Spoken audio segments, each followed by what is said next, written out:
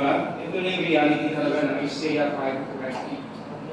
So, sila pa ang magagamit sa iyo kapag nagpapahayag ka ng katotohanan. Bakit? Kasi sila ay nasa kadiliman. Ayaw nilang marinig ang katotohanan. This is indeed the subtlety of the enemy. Ginawa ito ng kaaway para mga tao ay mailayo mula sa Diyos. So this is indeed our responsibility. Napapalaki ng ating responsibilidad because the Lord has called us para magpahayag ng Ebanghelyo at magdala ng Ebanghelyo. Amen. In the US, some part of the US actually, kapag nagpapahayag ka ng Ebanghelyo, it will be considered a hate speech or domestic violence. Very offensive sa kanila ang gospel. So, ito nga ang gawain ng kaaway. Yung mga nag-evangelize sa street, ginagano sila, kung nabalitaan nyo, meron pang bintog, di ba? Ganyan ang seryoso sa ibang lugar, lalo na sa Amerika. But we are very fortunate here, malaya tayo na nakapagpahayag ng Ebanghelyo. Amen. Amen. Kaya nga, sa kasulukuyan nating sitwasyon, sana makita natin ang kahalagahan ng papel nito. The Lord actually commissioned us to disciple all the nations. Amen.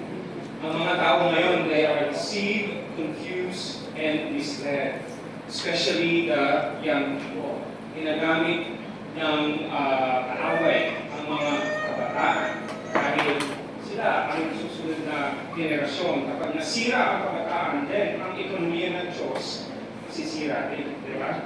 And then, that's why we need to have aggressive desperation towards the gospel. Amen. Magbibigay ako ng example, this may be sa mga tao sa labas, offensive. But I will use this as an example, in LGBT community.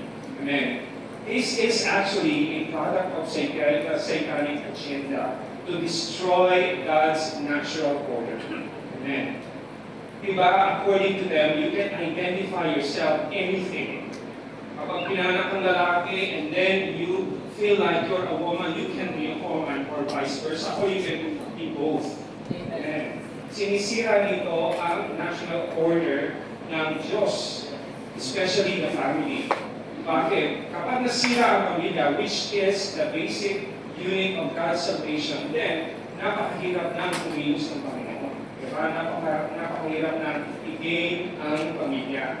Napakahirap ng sumulong ang gawain ng Panginoon. Amen. So, dito natin nakikita ang gawain ng kaaway. And it's very sad. Some Christian groups, they embrace this.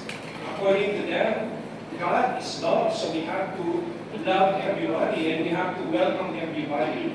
But they did not see, or maybe they have seen that, pero ayaw lang nilang ayaw lang nilang dito ipakita kasi mawawalan sila ng followers, di ba? They have not seen, di ba? Hindi yung simple ng Diyos ang mali. Amen. Bagaman siya ay mag-ibig, mahal niya lahat ng makasalanan, pero He is also righteous and just. Kung mali, amen. He loves, mentions the family, He loves the sinner, but He hates the sin. Amen. So, we need to save the sinners. Amen. So, maging ang Pilipinas ngayon, di ba, pinag-celebrate nila yung Pride Month. Nakita ko sa LinkedIn sa mga posts, there are cities here in the Philippines for the whole month of June. That's what they call the Pride Month. Ano sineselebrate nila?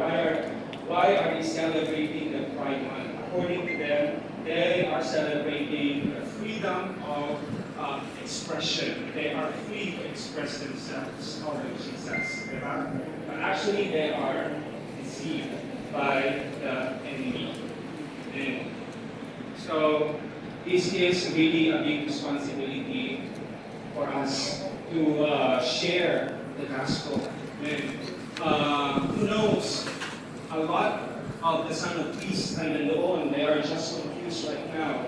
Na-misled lang sila, they were influenced by their friends, diba? They're just waiting that they are sons of peace. They're just waiting for us to speak. and share the real gospel to them.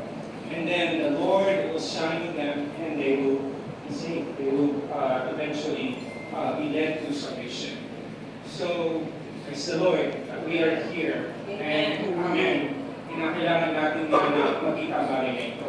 And then sa book, Brother Witness D also gave us a warning. There is a warning on our part na if hindi daw tayo mag-bear ng fruit, then there is a corresponding discipline. Amen. Doon sa John 15, binanggit sa atin na we will be cut off from the vine and we will not be able to receive the supply of God's life and riches.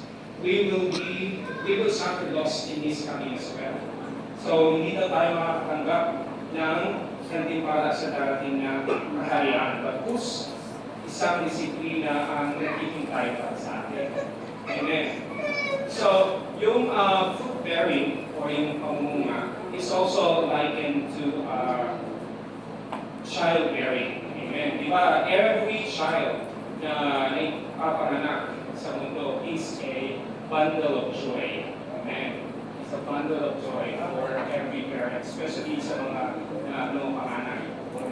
And every responsible parents will do everything just to provide for the child's future. They make sure na